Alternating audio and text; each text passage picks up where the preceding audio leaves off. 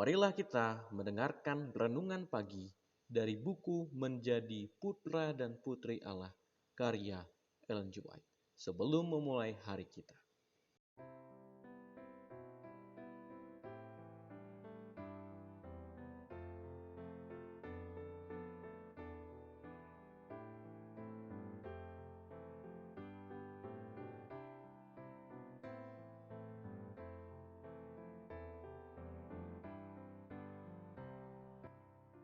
Judul renungan pagi kita pada tanggal 6 Agustus 2021 adalah kita dibersihkan oleh darah Kristus. Ayat inti kita pada hari ini terdapat di dalam 1 Yohanes pasal yang pertama ayat yang ke-7. Tetapi jika kita hidup di dalam terang, sama seperti Dia ada di dalam terang, maka kita beroleh persekutuan seorang dengan yang lain, dan dengan darah Yesus, Anaknya itu menyucikan kita daripada segala dosa. Kita berdoa. Bapa kami di dalam surga, Bapa yang baik, Bapa yang maha pengasih juga maha penyayang. Di pagi hari ini ya Tuhan, sebelum kami memulai hari kami, kiranya Engkau mengurapi kami dengan Roh Kudus-Mu dan mencurahkan berkat-Mu kepada kami, sehingga kami paham bagaimana indahnya Engkau yang menebus kami daripada segala dosa dan kesalahan kami. Jalan kehendak-Mu dalam kehidupan kami. Dalam nama Yesus kami berdoa. Amin. Kita dibersihkan oleh darah Kristus. Sebagian orang berbicara tentang zaman Yahudi sebagai periode tanpa Kristus, tanpa belas kasihan atau rahmat. Untuk itu berlaku kata-kata Kristus kepada orang Saduki. Kamu sesat. Justru kamu tidak mengerti manifestasi luar biasa dari kekuatan ilahi. Begitu mulia kemunculan kehadirannya, sehingga tidak bisa ditanggung oleh manusia fana. Musa yang sangat dikuasai Allah berseru, "Aku sangat ketakutan dan sangat gemetar." Tetapi Tuhan menguatkan dia untuk menanggung beban kemuliaan yang luar biasa minim. Dan untuk membawa dari gunung sebuah refleksi dari itu wajahnya sehingga orang-orang tidak dapat memandangnya. Sistem pengorbanan itu sendiri dirancang oleh Kristus dan diberikan kepada Adam sebagai lambang dari juru selamat yang akan datang, yang akan menanggung dosa dunia dan mati untuk penebusannya. Melalui Musa, Kristus memberikan arahan yang pasti kepada anak-anak Israel sehubungan dengan persembahan korban. Hanya binatang yang halal dan yang indah, yang terbaik melambangkan Kristus yang diterima sebagai persembahan kepada Allah. Orang Israel dilarang makan lemak atau darah.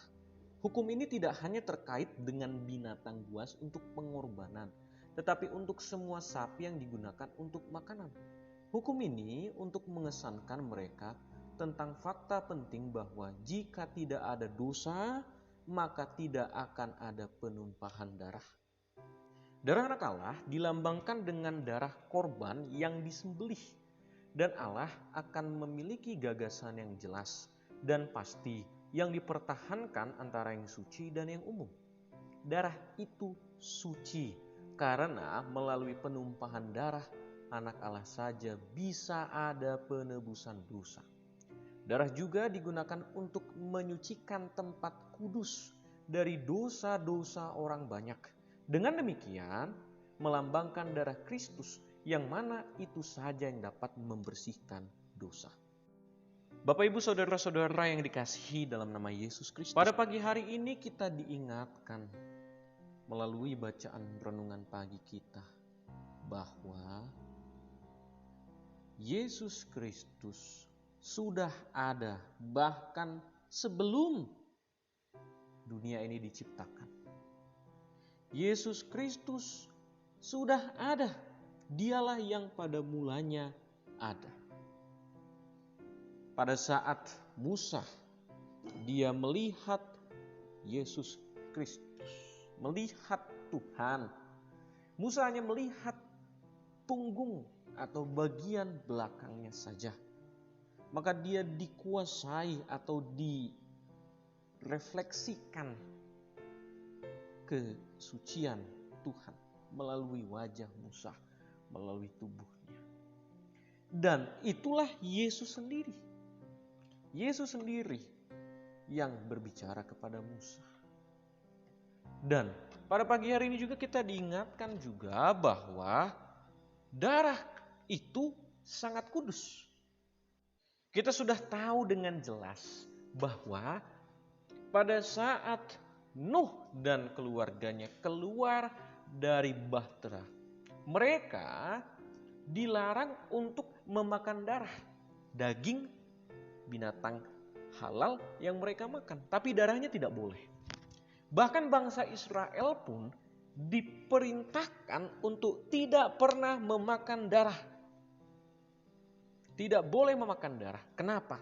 Darah korban itu adalah lambang Yesus Kristus. Darah Yesus yang tercurah di kayu salib untuk selamatkan manusia daripada dosa. Dengan kata lain, kematian korban-korban daripada bangsa Israel itu adalah lambang daripada kematian Yesus Kristus di kayu salib yang sudah nyata, sudah jelas tertulis. Maka kita sebagai umat Tuhan harus paham bahwa kehidupan kita yang penuh dosa dibersihkan, disucikan, dimurnikan dengan darah Kristus. Kiranya Tuhan memberkati kita. Bapa kami dalam surga, Bapa yang baik, Tuhan yang Maha Pengasih juga Maha Penyayang, berlimpah setia kepada kami. Pada saat ini ya Tuhan, hamba meminta kepadamu, kiranya Engkau memberkati kami, memberkati para pendengar dan penonton renungan pagi ini, sehingga kami dikuatkan, kami dapat diingatkan kembali bahwa darah-Mu saja yang dapat menguduskan kehidupan kami daripada segala dosa, yang dapat membersihkan kehidupan kami yang penuh dengan kelemahan ini. Kami serahkan kehidupan kami dalam nama Yesus Kristus yang adalah Tuhan juga Juru Selamat kami. Amin. Kiranya Tuhan memberkati kita adalah doa dan harapan saya. Amin.